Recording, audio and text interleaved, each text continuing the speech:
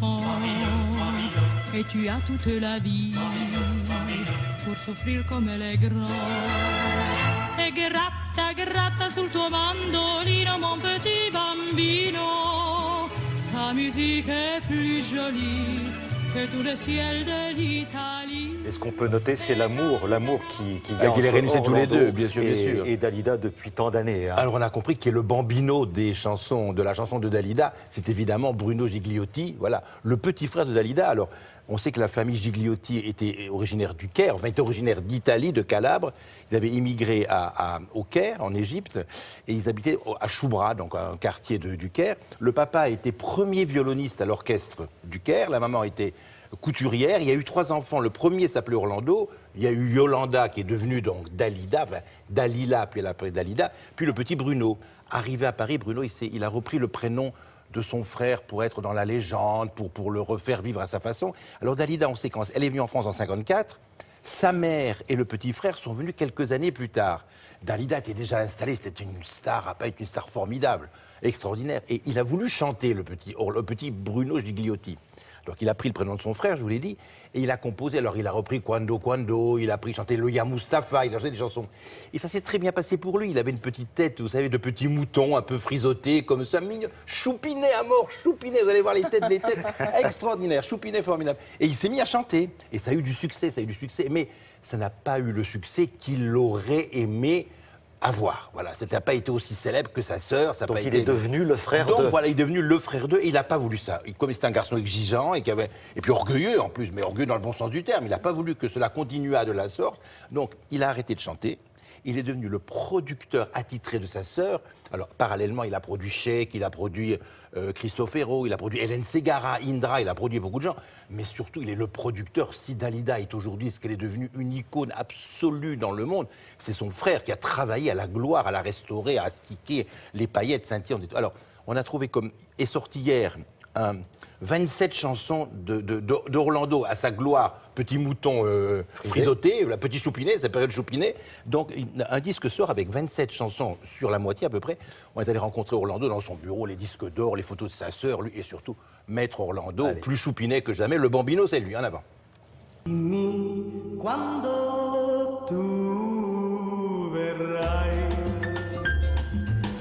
Dimmi quando.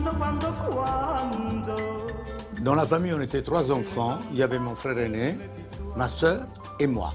Mais ma sœur et moi, on était mordus par le spectacle, par la chanson. J'avais commencé à chanter au Caire pendant qu'elle était ici en France.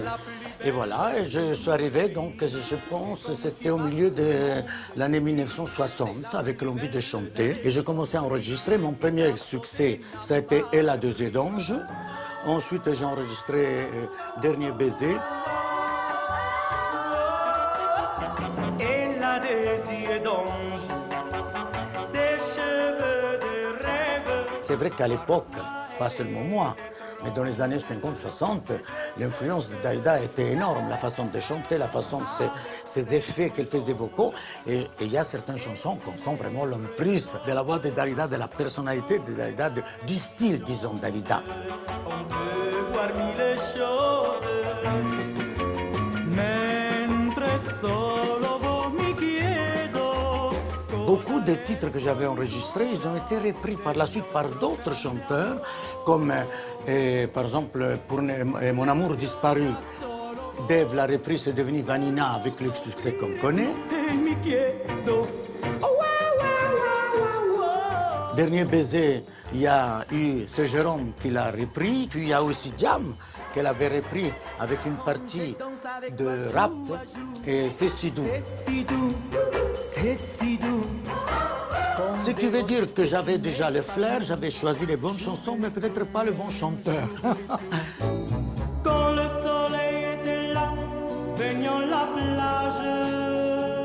Comme dit la chanson de Charles Aznavour, je me voyais déjà. 5 ans après, je ne me suis pas vu. Et donc, j'ai arrêté de chanter. Bon, j'avais enregistré, j'avais fait pas mal de succès, beaucoup de scènes, une tournée avec les Chaussettes Noires, avec l'Inès Scudero. Voilà, ça marchait bien, mais je sentais Étant donné que je ne me suis jamais contenté d'un strapontin, je voulais mon fauteuil. Je ne l'ai pas eu en tant que chanteur, mais je l'ai eu en tant que producteur. Tout a commencé comme un petit jeu. Et je dis bien, Lorsqu'on s'est je ne suis que des passages et surtout que personne ne crée au secours. Je n'ai aucune envie de reprendre ma carrière de chanteur.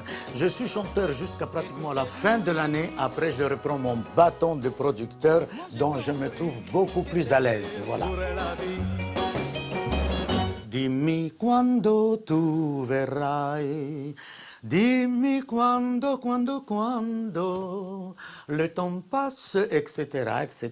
Mais enfin, je vais me remettre à chanter quand même, voilà.